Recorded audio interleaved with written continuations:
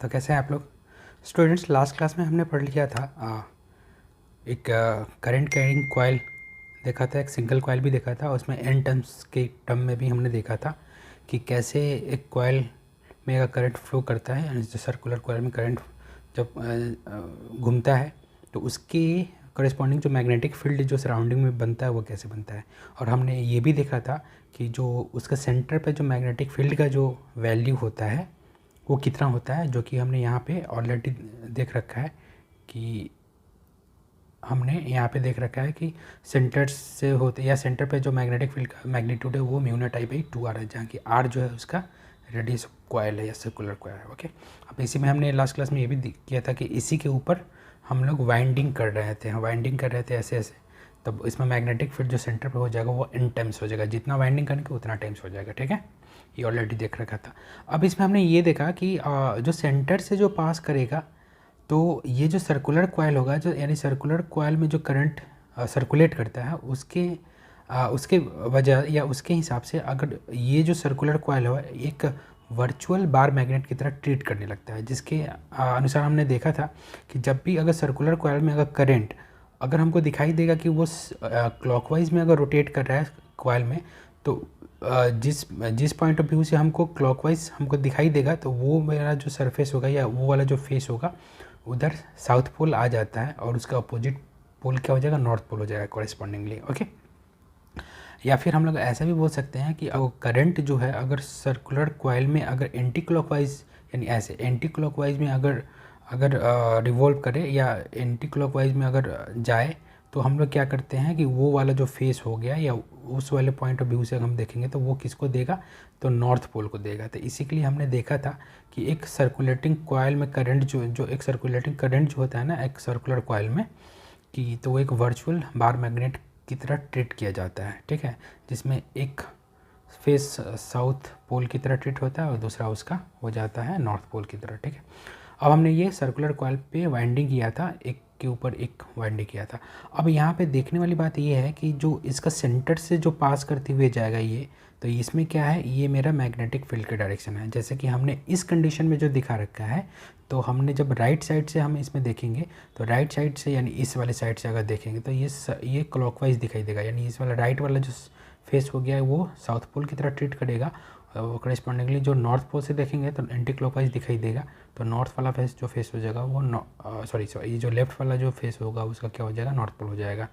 तो आपको bar magnet दिखाई दे रहा है, यानी अब हम लोग जानते हैं कि नॉर्थ से लाइन निकलता है और साउथ में आके इनपुट होता है, यानी नॉर्थ से निकलेगा और साउथ में होके ऐसा लूप ले लेगा। तो क्योंकि ये तो इनफाइनाइट लूप हो जाएगा इसका, क्यों, क्योंकि ये स्ट्रेट ये सेंटर पे ये सिर्फ कंडीशन स्ट्रेट लाइन जो दिखाई देगा वो सेंटर पे दिखाई देगा। जैसे जैसे हम लोग सेंटर से किसी भी डायरेक्शन में जाएंगे तो जो मैग्नेटिक लाइंस जो होगा वो ऐसे ही कर्व होते जाएगा। क्यों, क्योंकि आपको दिखाई दे रहा है कि नॉर्थ से निकलेगा तो नॉर्थ से निकलेगा, और जाहिर सी बात है कि कोई भी ये जो लाइंस है मैग्नेटिक लाइंस ये क्या होता है, एक क्लोज लूप में होता है। तो जैसे ही ये सेंटर से दूर जाएगा सर्कमफ्रेंस की तरफ जाएगा तो ये जो लूप होगा वो धीरे धीरे डाइवर्स करने लगेगा। क्यों, क्योंकि इसको एक कंप्लीट इसको कंप्लीट क्लोज लूप बनाना है ऐसे।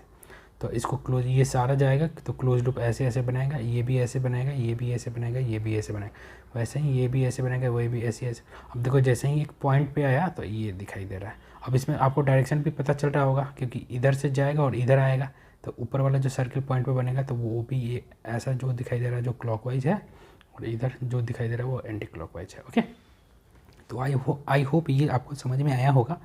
अब ये हमने केस बताया था सोलेनॉइड केस, तो हमने ये भी बताया था जब एक सर्कुलर कॉइल में जब करंट क्लॉकवाइज डायरेक्शन में हमको दिखाई देता है तो हम लोग समझ सकते हैं वो वाला फेस जो है वो क्या दे रहा है, साउथ पोल दे रहा है। ठीक है, और जब एंटी क्लॉकवाइज अगर डायरेक्शन देगा तो वो वाला फेस हमारा क्या हो जाएगा, नॉर्थ होता है। और ये ऑलरेडी हमने पढ़ रखा है लास्ट क्लास में। अब हम लोग आगे बढ़ते हैं। इसी का एक केस होता है इलेक्ट्रोमैग्नेट का, जो कि हमने 8 क्लास में भी पढ़ा होगा, क्लास 8 स्टैंडर्ड में पढ़ा होगा। तो बोलते हैं इलेक्ट्रोमैग्नेट मतलब एक ऐसा ही अरेंजमेंट होता है, सोलेनॉइड टाइप के अरेंजमेंट हम लोग बोल सकते हैं।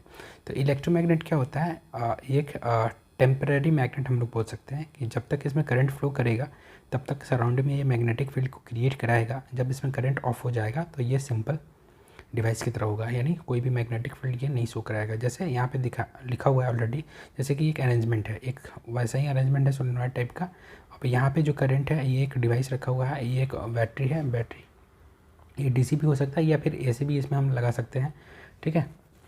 तो जनरली अब यहाँ पे हम डीसी के केस में हम लोग यहाँ पे देख रहे हैं, तो डीसी के केस में देखें तो करंट जो जा रहा है वो ऐसे जा रहा है, ठीक है, करंट ऐसे जाएगा और ऐसे ऐसे निकल के जा रहा है।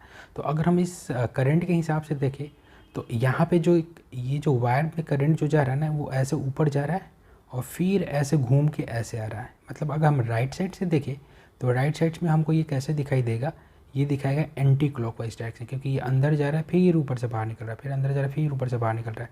इसका मतलब ये अगर हम लोग इसमें ऐसे देख ले तो ये ऐसा कुछ जा रहा है और फिर ऐसे मिल रहा है, ठीक है, ये कुछ ऐसे मिल रहा है, यानी ऐसे अंदर से आ रहा है ऐसे आके मिल रहा है, ठीक है। और ऐसे ही करते करते करते यानी ये जो करंट जा रहा है वो ऐसे हमको दिखाई दे रहा है, ये ऐसे ऐसे। तो यानी राइट साइड से अगर हम लोग देखेंगे तो राइट साइड से हमको ये जो करंट का सर्कुलेशन होगा वो एंटी क्लॉकवाइज दिखाई देगा, ठीक है। लेकिन वहीं अगर लेफ्ट साइड से इधर से देखेंगे तो ये मेरा क्लॉकवाइज दिखाई देगा। तो अगर राइट साइड से देखेंगे तो मेरा मैग्नेटिक फील्ड जो होगा वो क्या हो जाएगा, वो यानी मैग्नेटिक फील्ड होगा वो लेफ़्ट टू राइट होगा, यानी ये मेरा जो होगा वो नॉर्थ पोल होगा। क्यों? क्योंकि हमने ये भी देखा है कि जो भी एंटी क्लॉकवाइज डायरेक्शन का फेस जो होता है वो नॉर्थ पोल हो जाता है। तो ये मेरा नॉर्थ पोल हो जाएगा और इस कंडीशन के लिए ये मेरा हो जाएगा साउथ पोल। क्यों? क्योंकि इधर से देखेंगे तो ये क्लॉकवाइज करंट आ जाएगा, यानी ये साउथ पोल हो गया और ये नॉर्थ पोल हो गया। यानी करंट जो हुआ उसके कारण मैग्नेटिक फील्ड हो गया। यानी अगर मिड पॉइंट पे ऐसे देखेंगे तो ये मैग्नेटिक फील्ड ऐसे जाएगा सीधे डायरेक्शन में, यानी नॉर्थ टू साउथ, ठीक है, बाहर नॉर्थ टू साउथ और अंदर साउथ टू नॉर्थ, ओके। तो इसी को हमने यहाँ पे लिखा है it is a solenoid coil. ये सोलेनॉइड कॉइल ही होता है जो मैग्नेटाइज्ड हो जाता है या फिर मैग्नेटिक बिहेवियर को शो करने लगता है जब करंट ऑन होता है। तब यहाँ पे करंट ऑन हुआ और मैग्नेटिक बिहेवियर क्या हो जाएगा, मेरा शो होने लगेगा, ओके, ठीक है। तो यहाँ पे मैग्नेटिक बिहेवियर मेरा शो होने लगा। अब हमको देखना है, ओके, अब हमको देखना है कि ये किस प्रिंसिपल पे काम करता है भाई।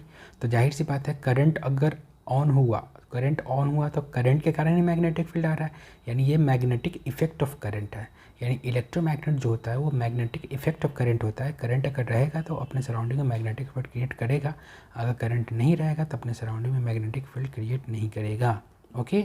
तो आई होप आपको समझ में आ गया। इसका एग्जाम्पल अगर आप देखोगे तो एग्जाम्पल क्या होगा, जैसे इलेक्ट्रिक बेल हो गया, ठीक है, लाउड स्पीकर हो गया, और या फिर जो बहुत बड़े बड़े जो इंडस्ट्रीज होते हैं तो वहाँ पे क्या होता है, जो भी मेटल स्क्रैप्स जो होते हैं ना, मेटल स्क्रैप्स को क्या करते हैं, उठाने के लिए भी वो करते हैं। जैसे मान लो कि बहुत बड़ा एक माउथ होगा, ऐसा कुछ टाइप का माउथ होगा और इसमें करंट जाएगा, करंट जैसा ही आएगा तो हिट आएगा तो ये मैग्नेटाइज हो जाएगा और जितने भी मेटल स्क्रैप है इसको चिपका लेगा और फिर जाके किसी दूसरे पॉइंट पे जाके हमारे वेस्टेज वाले एरिया में जाके रख देगा, ठीक है। तो इसमें एक्चुअली क्या होता है कि मेटल स्क्रैप को उठाने में बहुत ज़्यादा रिस्की होता है, क्योंकि मेटल क्या होता है कि बिंध जाता है, यानी पेनिट्रेट कर देता है ह्यूमन बॉडी को। तो इसीलिए उस रिस्क को कम करने या उस रिस्क को हटाने के लिए हम लोग क्या करते हैं, इलेक्ट्रोमैग्नेट का यूज़ करते हैं स्क्रैपिंग के लिए या मेटल स्क्रैप को सॉर्ट करने के लिए। या फिर आपने एक मूवी में भी देखा होगा, जैसे आपने ज़रूर क्रिस मूवी देखा होगा जो कि लास्ट वर्जन है। तो उसमें क्या कर रहा है ऋतिक रोशन, लास्ट वाले सीन में है, वो जो विलेन होता है जो कि विवेक ओबेरॉय या जो भी उसका नाम है, अभी मेरे को याद नहीं है मूवी में उसका, तो क्योंकि वो मेटल से, यानी वो पूरा मेटल का ही आदमी मतलब इंसान होता है, इंसान मतलब जो भी आप समझ सकते हो उसको, क्योंकि मेटल का ही उसका कवर होता है। तो लास्ट में क्या होता है कि जब वो फाइटिंग केस होता है तो उसमें जो ऋतिक रोशन होता है, इसमें जो हीरो होता है, वो स्विच को ऑन कर देता है, जिसके कारण क्या होगा, क्योंकि वो मेटल कवर में रहता है तो वो जाके चिपक जाता है, उसके बाद उसका काम तमाम कर देता है।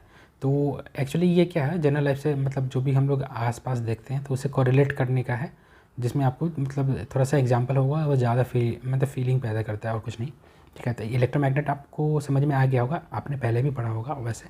स्टूडेंट्स, अब हम लोग बात करते हैं कि हमने देख लिया कि जब भी कोई करंट जा रहा है तो उसके कारण क्या हो रहा है कि सराउंडिंग में मैग्नेटिक क्रिएट हो रहा है।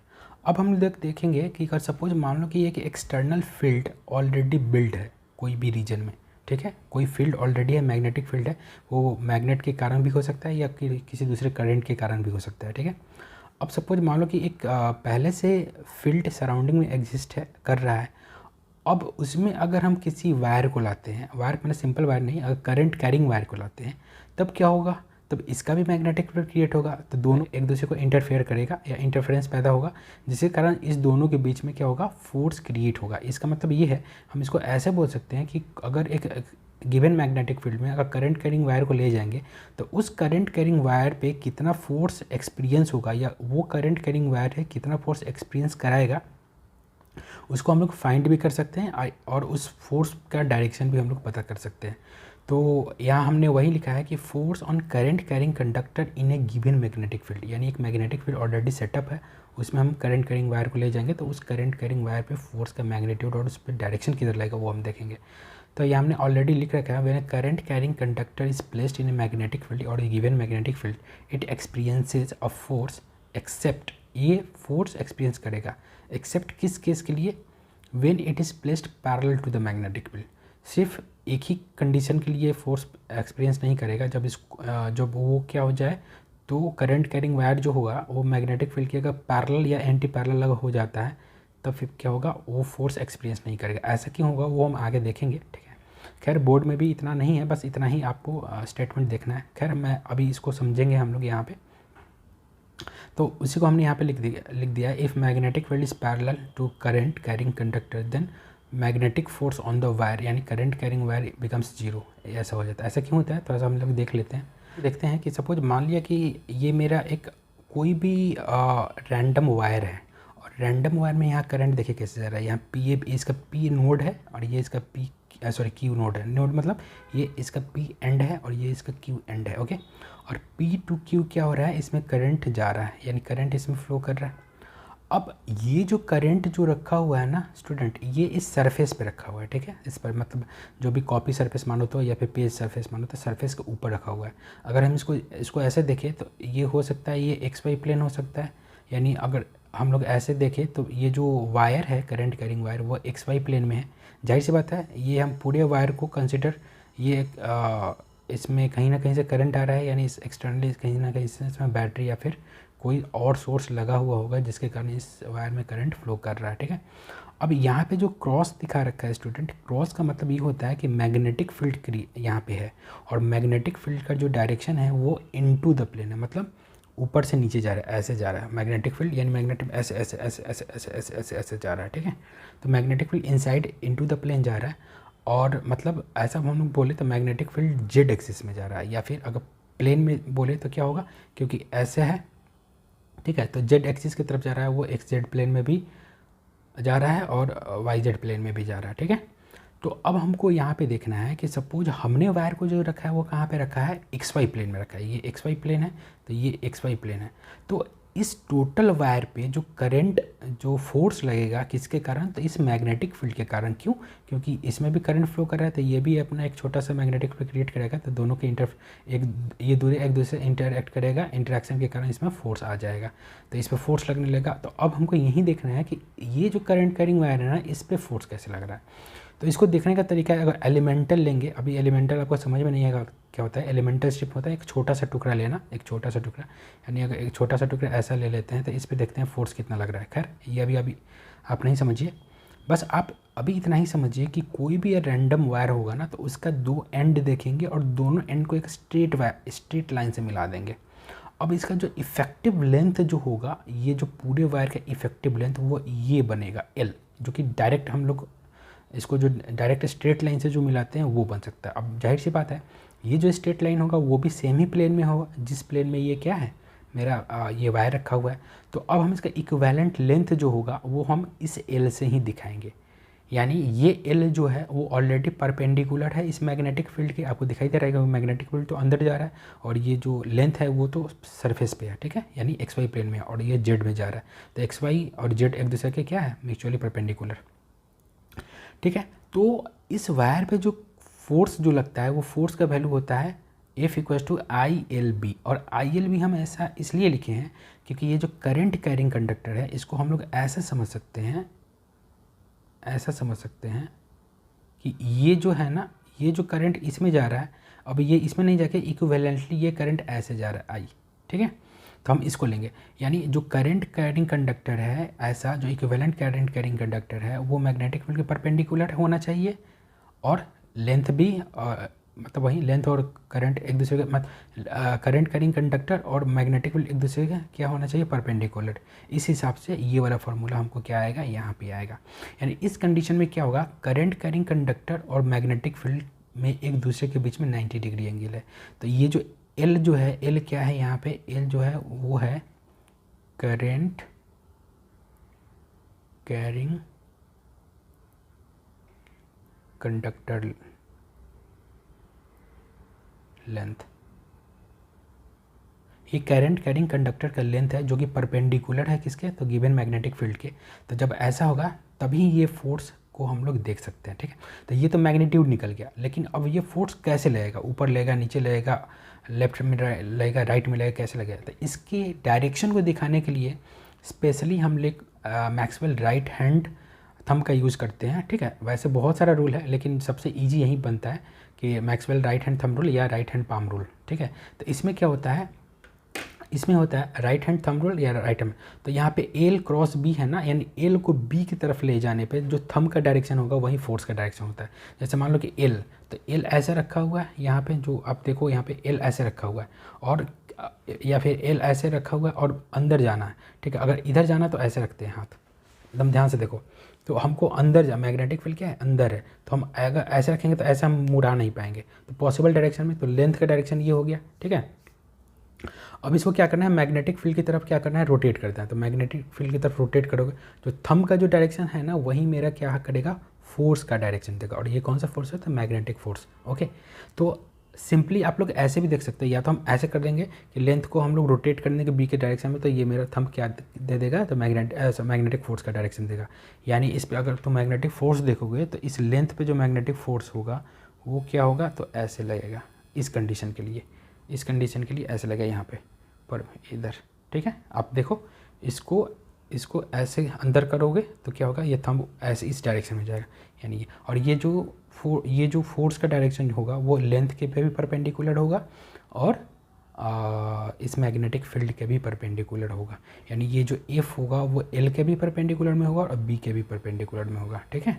यानी हम लोग ऐसा लिख सकते हैं, थोड़ा सा इसमें लैग कर रहा है, कोई बात नहीं है।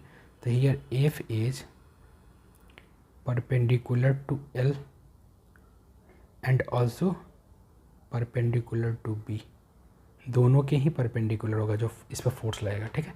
तो आई होप ये समझ में आपको आ रही है बात, ठीक है। इसी कंडीशन में हम लोग ये भी समझ लेते हैं कि या तो ये मैक्सवेल राइट हैंड रूल है, या फिर इसको हम लोग Maxwell right hand palm rule भी बोलते हैं। राइट हैंड पाम रूल क्या होता है कि ये जो मेरा है ना पोर्शन, इस पोर्शन को हम लोग मैग्नेटिक फील्ड की डायरेक्शन में रखते हैं, ठीक है। इस पोर्शन को हम लोग क्या करते हैं, मैग्नेटिक फील्ड की डायरेक्शन में रखते हैं, और ये जो है वो लेंथ के डायरेक्शन में होगा। तो मेरा जो पाम का फेस जो होगा वो किसका देगा, तो फोर्स के डायरेक्शन को दे देगा। देखो अब ये मैग्नेटिक फील्ड का डायरेक्शन हो गया, ये 4 फिंगर, और ये जो लेंथ है वो जो ये थंब है वो लेंथ के डायरेक्शन में रख दो ऐसे। तो देख लो, तो पाम कैसे खुल रहा है, ऐसे खुल रहा है, जैसे कि मेरा फोर्स जा रहा था। तो इसको देखो ऐसे, तो ऐसे जा रहा है ना, यानी इस कंडीशन में मेरी क्या होगा, ये वाला डायरेक्शन होगा, ठीक है। तो राइट हैंड पाम रूल भी हम आगे वैसे डिस्कस करते हैं फिर से, ये वाला रूल को। तो आप जब Maxwell right hand thumb rule का यूज़ करोगे तो क्या करोगे, तो एल वाला है, एल वाला पोर्शन, एल को बी की तरफ क्या करोगे, आप टर्न कर दोगे, और जो थंब आएगा वही क्या होगा, मैग्नेटिक फोर्स का डायरेक्शन दे देगा। तो यहाँ पे एल ऐसे है, एल अब देखो एल ऐसे, अब ऐसे नहीं मुड़ना है, अंदर मुड़ना है। तो हम लोग ये 4 फिंगर को ऐसे डालेंगे, ऐसे डालेंगे और अंदर की तरफ मुड़ेंगे। तो थंब जो आ रहा है वो इस ऊपर के डायरेक्शन में आ रहा है, यानी इस लेंथ पे जो फोर्स लगेगा वो ऊपर के डायरेक्शन में लगेगा, और ये जो फोर्स होगा ये एफ वो इस लेंथ पे के भी परपेंडिकुलर होगा, और जाहिर सी बात है ये मैग्नेटिक फील्ड के भी परपेंडिकुलर है, ठीक है। क्योंकि एफ जो है आ रहा है ना, एफ कौन से प्लेन में है, एफ बी मेरा एक्स वाई प्लेन में ही है, जिस प्लेन में मेरा लेंथ है उसी प्लेन में मेरा एफ आ रहा है, ठीक है। तो आई होप यहाँ तक क्लियर है, मैं आगे बढ़ता हूँ। स्टूडेंट्स अब हम लोग बात करते हैं, देखो अभी हमने मैक्सवेल राइट हैंड रूल देखा था, राइट हैंड थंब रूल। तो वो हम लोग वैसे भी मैग्नेटिक फोर्स का डायरेक्शन हम लोग पता कर लेते हैं, ठीक है। वो actually Maxwell right hand rule से हम लोग बहुत सारे क्वेश्चन में हम लोग वही यूज़ करते हैं। जनरली वही यूज़ करना भी चाहिए, क्योंकि सबसे ईजी वही होता है, उसमें हमको समझ में आता है।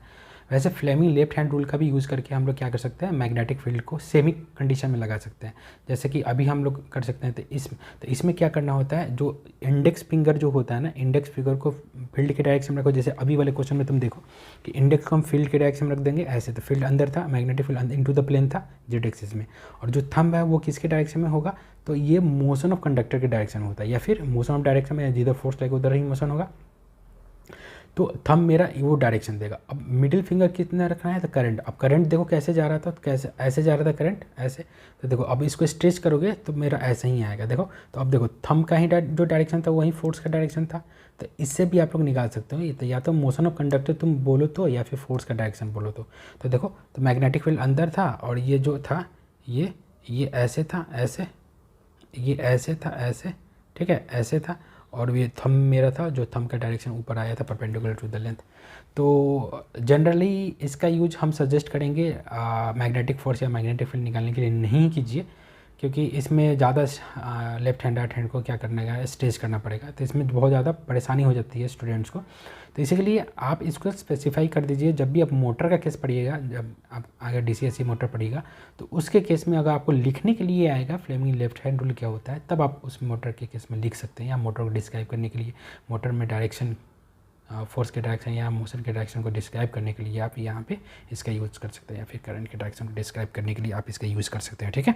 वैसे स्टूडेंट हम लोग क्या फ्लेमिंग राइट हैंड का भी यूज़ करेंगे, तो राइट हैंड और लेफ्ट हैंड में कुछ ज़्यादा अंतर नहीं है, बस हैंड्स का अंतर है, बाकी लगभग सेम ही होगा। वहीं इंडेक्स फिंगर या फोर फिंगर जो FORE वाला फिंगर में जो होता है वो मैग्नेटिक फील्ड होता है, थंब जो होता है वही फोर्स या मोशन ऑफ कंडक्टर के डायरेक्शन को दिखाता है। लेकिन इसमें फ्लेमिंग राइट हैंड यूज़ कहाँ जनरेटर में यूज़ करते हैं, तो यहाँ पे जो करंट होता है ना वो इंड्यूस करंट होता है। आगे हम लोग देखेंगे मोटर में जो होता है वो इंड्यूस करंट नहीं होता है, क्योंकि उसमें इलेक्ट्रिकल एनर्जी से मैकेनिकल एनर्जी बनता है, और जनरेटर के केस में क्या होता है, मैकेनिकल एनर्जी से क्या होता है, शाफ्ट जब रोटेट करता है तब उससे करंट इंड्यूस होता है, तो इसी के लिए इसको करंट इंड्यूस के केस में हम लोग देखते हैं, ठीक है। अब हम लोग बात करते हैं तो राइट हैंड पाम रूल का, तो इनफैक्ट ये ज़्यादा यूज़ का है। तो इसमें क्या है जो हम लोग यहाँ पे बात कर रहे हैं, यहाँ पे देखिए, तो राइट हैंड पाम रूल में क्या होगा, फोर फिंगर, ये फोर फिंगर है मेरा ये वाला, तो फोर फिंगर को मैग्नेटिक फील्ड के डायरेक्शन में डालेंगे, थंब जो होगा वो करंट के डायरेक्शन में होगा, और ये जो मेरा फेस जो है ना, फेस ये मेरा फोर्स के डायरेक्शन में। तो अब ये वाला जो क्वेश्चन हमने बनाया था उसके वाले क्वेश्चन को जैसे हमने बताया था अभी उसी को हम अप्लाई कर रहे हैं। तो मैग्नेटिक फील्ड अंदर था और करंट ऐसे था, तो मैग्नेटिक फील्ड अंदर और करंट ऐसे, तो पाम ऊपर की तरफ खुल रहा है ना पाम का फेस, तो ऊपर की तरफ क्या हो जाएगा, फोर्स का डायरेक्शन हो गया। तो आई होप आप क्लियर हो इधर तक। अब हम लोग आगे बढ़ते हैं, तो यहाँ पे ये तीनों तरीके से हम लोग क्या करते हैं, मैग्नेटिक फील्ड या फोर्स का डायरेक्शन हम लोग क्या निकालते हैं। लेकिन आप लोग को क्या करना है, या तो right hand thumb rule use करना है, या फिर right hand palm rule use करना है, ठीक है। इस दोनों का यूज आप लोग करोगे सिर्फ मोटर और जनरेटर के केस में, जो कि हम लोग आगे डिस्कस करेंगे, ओके। अब हम बात करते हैं यहाँ पे कि इंड्यूस करंट क्या होता है, करंट इंड्यूस कैसे हो जाए। जैसे अपने जनरेटर में देखा ना, करंट इंड्यूस हो गया, तो करंट इंड्यूस कैसे हो जाता है कोई भी कॉइल में या कोई भी एरिया में, उसके बारे में हम लोग बातचीत करेंगे, ठीक है। तो करंट इंडक्शन जो होता है, यानी करंट इंड्यूस हो जाना कोई भी सर्किट में, तो यानी पहले से सर्किट में करंट नहीं था और उसको इंडक्शन हो रहा है, यानी उसको इंड्यूस किया जा रहा है। कैसे, देखिए, तो हम लोग करंट इंड्यूस कर सकते हैं कैसे, जैसे यहाँ पे हम लोग एक कॉइल दे रखा है और कॉइल में पहले से कोई भी करंट नहीं था। अब करंट इस कॉइल में कैसे इंड्यूस होगा, तो क्या करते हैं, कोई भी बार मैग्नेट को लाते हैं, और बार मैग्नेट और बार मैग्नेट और कॉइल के बीच में अगर यानी रिलेटिव मोशन होगा, तो इस रिलेटिव मोशन के कारण क्या होगा, इस कॉइल में क्या होता है, करंट का इंडक्शन स्टार्ट हो जाता है। ऐसा क्यों होता है वो अभी हम लोग देखेंगे। तो सबसे पहले हम लोग देखें कि अगर ये जो बार मैग्नेट है, बार मैग्नेट को हम क्या करें, आगे करेंगे पीछे करेंगे, आगे करेंगे पीछे करेंगे, जिसके कारण क्या होगा, इस कॉइल में करंट को प्रोडक्शन स्टार्ट हो जाएगा, या इंडक्शन, सॉरी नॉट प्रोडक्शन, इसमें इंड्यूस होना स्टार्ट होगा, यानी इसके कारण इसमें करंट अपीयर होने लगेगा। और ये कैसे पता चलेगा, तो ये जी जो है वो गैल्वेनोमीटर में रखा हुआ है, क्योंकि ये करंट कम ही होता है या फिर ज़्यादा भी हो सकता है। तो हम ऐसा मान रहे हैं कि छोटा करंट आ रहा है, तो छोटे करंट को सेंस कौन करता है, गैल्वेनोमीटर। तो यहाँ पे एक गैल्वेनोमीटर या अमीटर भी लगा सकता है। तो ये जो क्या होता है, अमीटर और गैल्वेनोमीटर एक डिवाइस होता है जो कि करंट को मेजर करता है, ठीक है। अब यहाँ पे देखो, तो अब जैसे अब यहाँ पे कंसेप्ट समझो कि जैसे जैसे ये क्लोज जाएगा, तो ये हमने क्या दिखा रखा है, ये 3 लाइन दिखा रखा है। जो ये लाइन है क्या, आप ऑलरेडी जान चुके हो, ये लाइन है मैग्नेटिक लाइन या मैग्नेटिक फील्ड लाइन से। यानी जैसे जैसे ये इसके करीब आएगा, तो नंबर ऑफ लाइंस जो इस क्रॉस सेक्शनल एरियाज को क्या करेगा, ये बहते हुए जाएगा या पेनिट्रेट करते हुए जाएगा या फिर इससे अंदर हो के जाएगा। और जब ये दूर हो, अगर इसको हम दूर लेते जाएंगे तो क्या होगा, ये वाला और ये वाला हो सकता है कि ये वाला लाइन इसमें नहीं जाए। तो कहने का मतलब ये है कि जितना नंबर ऑफ़ लाइंस एक पर्टिकुलर एरिया से पास करता है तो उस एरिया में उतना फ्लक्स जनरेट होता है। तो अगर फ्लक्स जनरेट होता है या फ्लक्स चेंज करता है तो उस कॉइल में क्या होता है, करंट इंड्यूस होने लगता है। फिर से समझिए, किसी भी पर्टिकुलर एरिया में अगर मैग्नेटिक फील्ड क्या हो, मैग्नेटिक फील्ड या तो इंक्रीज करे या फिर डिक्रीज करे। अब हम ऐसा बोल सकते हैं, अगर चेंज इन मैग्नेटिक फील्ड यानी चेंज इन लाइंस हो अगर एक गिवन एरिया में, तो उस गिवन एरिया में क्या होता है, एक फ्लक्स जनरेट होने लगता है या चेंज इन फ्लक्स आने लगता है, जिसके कारण उस वायर में करंट का इंडक्शन स्टार्ट हो जाता है। ठीक है, कांस्टेंट मैग्नेटिक फील्ड या फिर कांस्टेंट, इसको हम लोग ऐसे बोले कि कांस्टेंट फ्लक्स अगर रहेगा ना, सपोज मान लो कि ये मैग्नेटिक फील्ड, सॉरी ये बार मैग्नेट यहाँ पे रख दिए और कॉइल भी यहाँ पे रख दिया। अब यहाँ पे ये क्या हो रहा है कि ये जा रहा है, लाइंस बहुत सारा निकल रहा है और इसमें होके जा रहा है, लेकिन ये हर एक टाइम में सेम ही लाइंस इसमें जाएगा। नंबर ऑफ मैग्नेट, सब मान लो कि 10,000 मैग्नेटिक लाइन्स इधर से क्रॉस कर रहा है, तो वो टाइम के साथ 10,000 ही रहेगा ना, नंबर ऑफ लाइन्स तो चेंज नहीं हो रहा है, जिसके कारण ये जो कॉइल में होगा कोई भी करंट इंड्यूस नहीं होगा। क्यों? क्योंकि इंड्यूस करंट जो होता है वो चेंज इन मैग्नेटिक फ्लक्स के कारण होता है। और ये मैग्नेटिक फ्लक्स क्या होता है, तो मैग्नेटिक फ्लक्स होता है कि मैग्नेटिक फील्ड और जितना एरिया से मैग्नेटिक फील्ड वो पास कर रहा है उस दोनों का प्रोडक्ट। या फिर हम ऐसे बोल सकते हैं कि ये जो मैग्नेटिक लाइंस जो है ना, वो एक परपेंडिकुलर एरिया को अगर पार करेगा, ठीक है, तो वो क्या जनरेट कराता है, मैग्नेटिक फ्लक्स जनरेट कराता है। और कोई भी कोई भी कॉइल में, क्लोज्ड कॉइल में या कोई भी क्लोज्ड वायर में इंड्यूस करंट उसी समय होता है जब उस वायर या उस एरिया के, उस क्रॉस सेक्शन एरिया के थ्रू जब फ्लक्स का क्या हो, चेंज आए। फ्लक्स चेंज होगा तो करंट भी इंड्यूस होना स्टार्ट हो जाएगा। इसको और हम अच्छे तरीके से समझते हैं आगे। देखिए यहाँ पे हमने लिखा है कि whenever there is a relative motion between the bar magnet and any closed loop, there is induced current in the closed loop। जब कभी भी रिलेटिव मोशन होगा, अब रिलेटिव मोशन का केस क्या हो सकता है, ये भी मूव कर सकता है और ये भी मूव कर सकता है, ये रुका हो सकता है, ये मूव करेगा तब भी रिलेटिव मोशन होगा, तब भी क्या होगा कि मैग्नेटिक फ्लक्स चेंज होगा, तब भी इसमें करंट इंड्यूस हो जाएगा।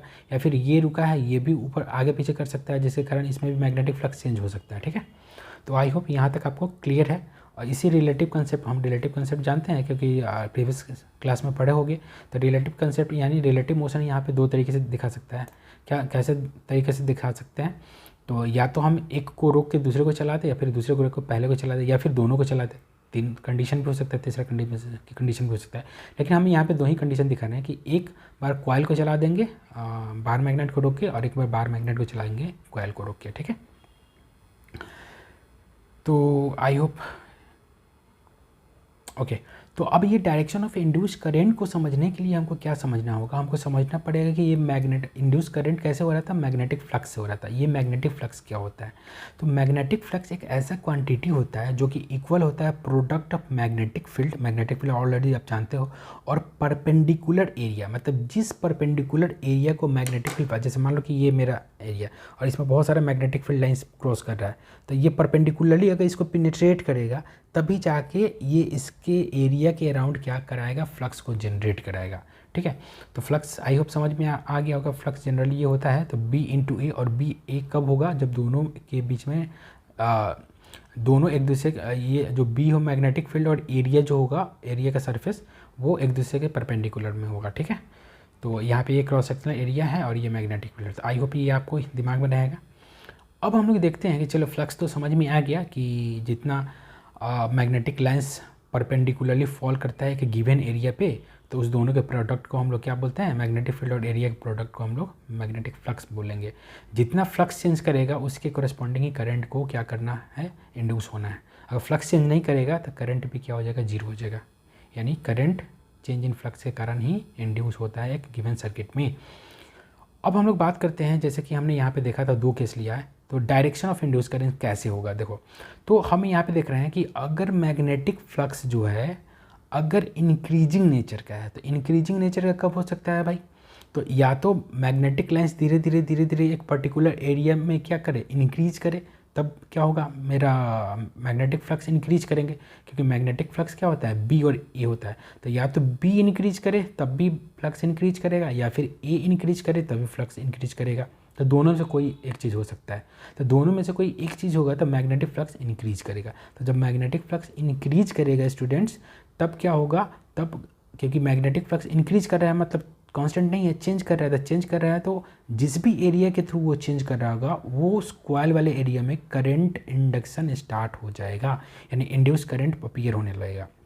लेकिन अब इंड्यूस करंट का डायरेक्शन क्या होगा, तो यहाँ पे ध्यान देने वाली बात ये है कि ये सारा जो इंडक्शन ऑफ करंट जो होता है ना किसी भी वायर में, तो ये एक रूल को फॉलो करता है, एक लॉ को फॉलो करता है। उस लॉ को बोलते हैं लेंज लॉ। और ये लेंज लॉ बोलता है कि अभी आपको ये नहीं पढ़ना है, बस यही समझ लीजिए, लेंज लॉ जो होता है वो कंजर्वेशन ऑफ एनर्जी पे बेस्ड होते हैं। ओके, तो हम लोग यहाँ पे क्या बात कर रहे हैं कि जब भी हम लोगों का कि मैग्नेटिक फ्लक्स चेंज होगा तो उसके कारण जो मेरा करंट इंड्यूस होगा, तो करंट इंड्यूस उसी डायरेक्शन में होगा जिस डायरेक्शन में मेरा चेंज अपोज हो जाए। मतलब पहले जो कंडीशन हो रहा था वही होना चाहिए। समझ में नहीं आई होगी बात, आई होप समझ में नहीं आई होगी कि थोड़ा सा इसमें ट्रिकी है। जैसे आप सिंपल इतना समझो कि अगर मैग्नेटिक फ्लक्स इंक्रीज कर रहा है तो इंड्यूस करंट का डायरेक्शन उस डायरेक्शन में होगा जो उस इंक्रीज्ड मैग्नेटिक फ्लक्स को डिक्रीज कराए। अब ये डिक्रीज कब कराएगा, जब मैग्नेटिक फ्लक्स उसको अपोज करेगा तभी डिक्रीज करेगा, क्योंकि अगर सपोर्ट करेगा तो इंक्रीज कराते हुए जाएगा। सपोज मान लो कि मैग्नेटिक फील्ड क्या है, राइट डायरेक्शन में, मैग्नेटिक फील्ड राइट डायरेक्शन है, तो मैग्नेटिक फील्ड के कारण क्या हो रहा है कि अगर फ्लक्स इंक्रीज कर रहा है, ठीक है, मान लो एरिया कांस्टेंट है तो मैग्नेटिक फील्ड इंक्रीज कर रहा है तो फ्लक्स इंक्रीज कर रहा है। अब ये जो कॉइल में जो मेरा करंट का डायरेक्शन होगा, कौन से डायरेक्शन में होगा, जो इस मैग्नेटिक फील्ड को अपोज करेगा। जाहिर सी बात है, अगर इसी के डायरेक्शन में अगर होगा तब तो इसको सपोर्ट कर जाएगा, यानी मैग्नेटिक फील्ड का डायरेक्शन इस कॉइल करंट के कारण क्या होना चाहिए, उल्टा डायरेक्शन में होना चाहिए। यानी अगर सराउंडिंग का मैग्नेटिक फील्ड अगर इधर राइट डायरेक्शन में हो तो कॉइल में जो इंड्यूस करंट हो रहा है उसके कारण मैग्नेटिक फील्ड का डायरेक्शन क्या होना चाहिए, लेफ्ट डायरेक्शन में होना चाहिए। क्योंकि हमने देखा था कि कॉइल जो होता है, करंट कैरिंग कॉइल जो होगा वो क्या होता है, तो एक बार मैग्नेट की तरफ, वर्चुअल बार मैग्नेट की तरफ ट्रीट होता है। तो अगर ये मैग्नेट इधर है और ये मैग्नेटिक फील्ड इधर है और इसका इंक्रीजिंग नेचर है, तो कॉइल के कारण जो करंट होगा उसका जो कॉइल करंट के कारण जो मेरा मैग्नेटिक फील्ड का डायरेक्शन होगा वो पहले वाले मैग्नेटिक फील्ड को क्या करेगा, अपोज करेगा, यानी अपोजिट डायरेक्शन में मैग्नेटिक फील्ड आएगा। तो आई होप ये समझ में आया होगा। तो इसको मैं फिर से रिपीट कर देता हूँ। वैसे आप अगर दिक्कत हो रहा हो तो फिर वीडियो में पीछे जाइएगा और फिर से देखिएगा, अच्छे तरीके से आपको समझ में आएगा। मैं इसको रिपीट कर देता हूँ कि इंड्यूस करंट का डायरेक्शन सबसे पहले आपको क्या करना पड़ेगा, देखना पड़ेगा कि मैग्नेटिक फ्लक्स का नेचर क्या है। अगर मैग्नेटिक फ्लक्स का नेचर अगर इंक्रीजिंग है और उसके कारण इंड्यूस करंट को बनाना है तो इंड्यूस करंट का डायरेक्शन वही रखना पड़ेगा जो उस इंक्रीजिंग मैग्नेटिक फ्लक्स को डिक्रीज कर रहा है। ठीक है, समझ में आ रही बात। तो अगर वो लेफ़्ट टू राइट जा रहा है और ये इंक्रीजिंग मैग्नेटिक फ्लक्स है या इंक्रीजिंग मैग्नेटिक फील्ड है, ऐसा हम लोग बोल सकते हैं अगर एरिया कांस्टेंट है तो इंड्यूस करंट का डायरेक्शन वही होगा जो ये इस वाले मैग्नेटिक फील्ड को अपोज करे। ठीक है, तो हम एक हाइपोथेटिकल सिचुएशन ले लेते हैं या फिर आगे हम लोग का आएगा उसमें हम लोग देख लेंगे। तो आई होप ये समझ में आया होगा। इसको हम फिर से रिपीट कर देंगे, ठीक है, एग्जाम्पल के साथ हम लोग देखेंगे। सेकंड में बोल रहा है कि अगर ये तो इंक्रीजिंग करने का हो गया, अगर ये भी तो कंडीशन हो सकता है कि मैग्नेटिक फ्लक्स चेंज हो रहा है लेकिन पहले से कम हो रहा है। तो अगर डिक्रीजिंग मैग्नेटिक फील्ड, मान लो मैग्नेटिक फील्ड का डायरेक्शन यही है, लेफ्ट टू राइट ही है, और लेकिन वो डिक्रीजिंग नेचर का है, तो डिक्रीजिंग नेचर का है तो मतलब मैग्नेटिक फ्लक्स क्या होगा, डिक्रीज करेगा। अब क्योंकि मैग्नेटिक फ्लक्स डिक्रीज कर रहा है तब अब इंड्यूस्ड करंट का डायरेक्शन कॉइल में वैसा होगा जो इस डिक्रीज करते हुए मैग्नेटिक फ्लक्स को क्या करेगा, इंक्रीज करेगा। क्योंकि नेचर क्या होगा, कांस्टेंट रखना है कि एनर्जी कंजर्वेशन रखना है। तो क्योंकि ये डिक्रीज कर रहा है तो एनर्जी कंजर्व रहेगा नहीं, तो इसको क्या करेगा, सपोर्ट करना होगा क्योंकि ये डिक्रीज करेगा। अगर इंक्रीज करता है तो अपोज करता है क्योंकि कम करता है, लेकिन ये डिक्रीज कर रहा है तो इसको सपोर्ट करना होगा। तो इसी के लिए इंड्यूस करंट का डायरेक्शन उसी डायरेक्शन में होगा जिसके कारण मैग्नेटिक फील्ड जो आए वो पहले वाले मैग्नेटिक फील्ड को सपोर्ट करे। तो सपोर्ट कब करेगा, अगर पहले वाला यानी आउटर मैग्नेटिक फील्ड अगर लेफ्ट टू राइट है तो इंड्यूस्ड करंट का डायरेक्शन उसी में होगा जिसके कारण मैग्नेटिक फील्ड क्या हो जाएगा, वो भी राइट में ही हो, तभी जाके वो क्या करेगा, जो पहले से डिक्रीजिंग कर मैग्नेटिक फील्ड है उसको सपोर्ट कर पाएगा। तो आई होप ये आपको समझ में आया होगा। अगर नहीं आया तो पीछे जाइए वीडियो में और उसको देखिए, बहुत अच्छे तरीके से आपको समझ में आ जाएगा। ओके, इसी को हमने यहाँ पे ऑलरेडी दिखा रखा है यहाँ पे, ठीक है। तो यहाँ पे हम जल्दी से बता देते हैं। ओके, देखिए तो एग्जांपल में यही है, इंड्यूस करंट लूप में कैसे जनरेट होता है। तो ये मेरा लूप हो गया, ये मेरा बार मैग्नेट हो गया, और यहाँ मेरा बार मैग्नेट हो गया, और ये मेरा लूप हो गया। सपोज मान लो कि लूप बहुत दूर है, तो फर्स्ट कंडीशन में जो हमने ये वाला बताया था ना कि एक बार मैग्नेट को फिक्स कर देंगे, एक बार लूप को फिक्स कर देंगे। तो यहाँ पे हम लोग देखो लूप को फिक्स किए हुए मैग्नेट को चला रहे हैं, ठीक है। तो एक ही कंडीशन से आपको सारा बात समझ में आ जाएगा। तो देखो यहाँ पे अभी बहुत कम, इसमें एक ही लाइन सपोज जा रही है, ये लाइन इसको क्रॉस कर रहा है, तो इसमें मैग्नेटिक पहले इनिशियली तो है। अब जैसे जैसे इसको करीब लाएंगे तो नंबर ऑफ लाइन्स जो होगा वो क्या होगा, इस सर्कल में इंक्रीज करेगा। तो वहीं वाला कंडीशन, ये वाला कंडीशन में क्या है कि बार मैग्नेट को राइटवर्ड शिफ्ट कर रहे हैं। तो राइटवर्ड शिफ्ट करने का मतलब क्या है कि ये जो सर्कुलर रिंग है ना, इसमें क्या होगा, या क्वाइल है, इसमें नंबर ऑफ लाइन्स देखो बहुत ज़्यादा पास कर रहा है। तो जब नंबर ऑफ लाइन्स पास कर रहा है तो पहले कम था, अब ज़्यादा हो रहा है, तो इसमें जो मैग्नेटिक फ्लक्स होगा वो क्या होगा, इंक्रीजिंग नेचर का होगा। समझ में आ रही है बात। अब बताओ, क्योंकि ये मैग्नेटिक फ्लक्स इंक्रीजिंग नेचर का होगा, तो इस कॉइल में कौन से डायरेक्शन में करंट इंड्यूस होगा जो इस इंक्रीजिंग मैग्नेटिक फ्लक्स को डिक्रीज कराए। अब तुम देखो तो मैग्नेटिक फील्ड का डायरेक्शन क्या है, साउथ पोल, यानी ऐसे है, यानी राइट टू लेफ्ट है, ठीक है, नॉर्थ टू साउथ अगर देखें तो, यानी जो मैग्नेटिक लाइन्स है वो इधर है, right to left, right to left, right to left, ठीक है। और ये कैसा है, तो मैग्नेटिक फील्ड इंक्रीजिंग नेचर का है। तो अब बताओ कि इस लूप में कौन सा डायरेक्शन होना चाहिए जो इस मैग्नेटिक फील्ड को क्या कराएगा, डिक्रीज कराएगा, या फिर इस मैग्नेटिक फ्लक्स को डिक्रीज कराएगा, क्योंकि ये इंक्रीजिंग नेचर का है। तो देखो, तो मैग्नेटिक फील्ड का जो डायरेक्शन है लेफ्ट, वो राइट टू लेफ्ट है। यहाँ से ध्यान से देखना, magnetic field direction right to left है, ये वाला एरो देखो, एरो राइट टू लेफ्ट है। तो इस लूप में जो डायरेक्शन होगा इंड्यूस्ड करंट का, उसके कारण जो मैग्नेटिक फील्ड होगा उसका जो डायरेक्शन होगा वो क्या करना होगा, इसको अपोज करना होगा। तो उसको अपोज कब करेगा, जब इसके कारण जो मैग्नेटिक फील्ड का डायरेक्शन होगा वो लेफ्ट टू राइट होगा, क्योंकि इसमें पहले से राइट टू लेफ्ट दिया हुआ है। तो इसी के लिए, तो अब तुम सोचो कि ये जो सर्कुलर कॉइल है, सर्कुलर कॉइल में क्या डायरेक्शन डालेंगे। तो देखो, तो लेफ्ट टू राइट, यानी राइट में क्या रखना है हमको, राइट में हमको क्या रखना है, नॉर्थ पोल रखना है। तो नॉर्थ पोल रखना है, इसका मतलब क्या होगा, तो राइट से तुम देखोगे तो राइट में एंटी क्लॉकवाइज डायरेक्शन, यानी ये जो लूप में जो होगा वो एंटी क्लॉकवाइज डायरेक्शन में अगर करंट फ्लो करेगा, तभी एंटी क्लॉकवाइज डायरेक्शन में, तभी मेरा ये थंब जाएगा ना, वो राइट साइड जाएगा। तो थंब राइट साइड जाएगा, जाने का मतलब ये है कि राइट साइड में नॉर्थ पोल होगा, लेफ्ट साइड में साउथ पोल होगा। इसको हमने यहाँ पे ऑलरेडी दिखा रखा है, आई होप। यहाँ पे देखिए, यहाँ पे we can say that induced current in this circular loop will be in anticlockwise direction see from the right. अगर हम लोग क्या राइट से साइड से देखेंगे तब, ठीक है, ये साइड है, such that it acts as a virtual bar magnet whose south pole will face the south pole of the external magnetic field। जैसे यहाँ पे देखिए, ये इस वाले कंडीशन, ये वाला जो कंडीशन है, इसी वाले कंडीशन को हमने यहाँ पे उतार के रखा है। ये एक्सटर्नल मैग्नेटिक फील्ड है जहाँ पे ये साउथ पोल है और ये नॉर्थ पोल है, आप लोग देख लेना। तो अब इसमें जो करंट का डायरेक्शन क्या होगा, ये एंटी क्लॉकवाइज होगा। एंटी क्लॉकवाइज डायरेक्शन होगा तभी तो इधर से राइट साइड से देखेंगे तो नॉर्थ पोल आएगा, और लेफ्ट साइड से देखेंगे तो साउथ पोल आएगा। तब ये साउथ पोल क्या करेगा, हिंड्रेज करेगा, नहीं एक दूसरे को अपोज करेगा। तो आई होप ये समझ में आया होगा, इसको अच्छे तरीके से एक बार देख लीजिए। अब इसी का दूसरा कंडीशन हम लोग देख रहे हैं, इसी का दूसरा कंडीशन। अब क्या होगा कि जब हम इस बार मैग्नेट को दूर लेते जाएंगे, तो जब बार मैग्नेट को दूर लेते जाएंगे तो पहले तो मैग्नेटिक फ्लक्स था इतना, अब जैसे जैसे दूर लेते जाएंगे अब इसमें मैग्नेटिक फ्लक्स क्या हो जाएगा, डिक्रीज करेगा इस वाले कंडीशन के अनुसार। तो अब इसमें डिक्रीज करेगा, तो इसमें इंड्यूस करंट का डायरेक्शन कौन सा होगा स्टूडेंट, तो क्योंकि मैग्नेटिक फ्लक्स अब डिक्रीज कर रहा है तो इंड्यूस करंट का डायरेक्शन वैसे डायरेक्शन में होगा जिसके कारण ये जो मैग्नेटिक फील्ड क्रिएट होगा वो पहले वाले मैग्नेटिक फील्ड को क्या करे, या पहले वाले मैग्नेटिक फ्लक्स को क्या करे, सपोर्ट करे। अब देखो मैग्नेटिक फील्ड, इसके कारण डायरेक्शन क्या था, राइट टू लेफ्ट, यानी अब इसमें कौन सा डायरेक्शन होगा जिसमें मैग्नेटिक फील्ड क्या आ जाए, राइट टू लेफ्ट आएगा, तभी तो इसको सपोर्ट करेगा। तो इसमें क्या आ जाएगा, तो क्लॉकवाइज डायरेक्शन। तब क्लॉकवाइज डायरेक्शन आ गया तो नॉर्थ पोल क्या होगा, लेफ्ट फेस पे होगा, और साउथ पोल क्या होगा, राइट फेस पे होगा। या फिर हम राइट तरीके से देखें तो इसमें एंटी क्लॉकवाइज डायरेक्शन में होगा। तो इसी के लिए तो यहाँ पे देखिए, ये नॉर्थ पोल है, ये साउथ पोल है।